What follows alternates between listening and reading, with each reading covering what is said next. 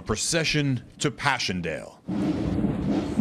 Hundreds marched, ordinary civilians and soldiers, both Belgian and Canadian, their torches untwining a string of light along Canada Avenue, retracing the Allies' path to victory here 100 years ago.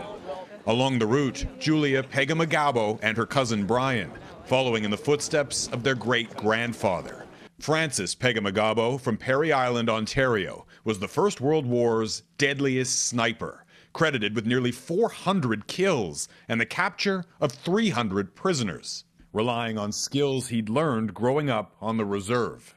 Learning to hunt, learning to track, learning to be part of the land. His great-grandchildren came to Belgium to visit his old battlefields, where he would become Canada's most decorated Indigenous soldier. In some ways, it might almost seem hard to understand why this Ojibwe man who wasn't even a Canadian citizen would still get on one of those very first boats and come to such a foreign land. The area they were living in, that was their homeland, and they knew that they needed to defend that homeland. Pegamagabo survived the first chlorine attack. He was shot in the leg, nearly died of pneumonia, but still he fought on, spending 4 years on the front lines, right till the bitter end.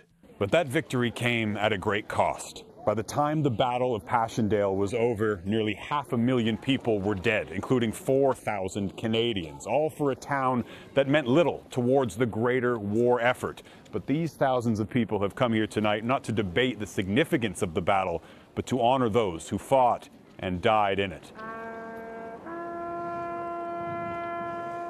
A ceremony to mark the somber centenary was held among nearly 12,000 war dead. Dignitaries included Canada's defense minister, who's expected to announce a new Canadian peacekeeping mission next week. It's a constant reminder of any representative of any government to always look for a peaceful resolution.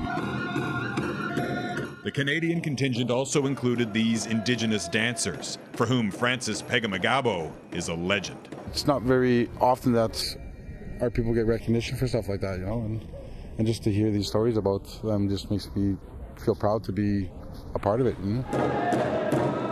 Pegamagabo survived the war and returned to Canada to fight for Indigenous rights. 65 years since his death, his legacy lives on. Jeff Semple, Global News, Passchendaele.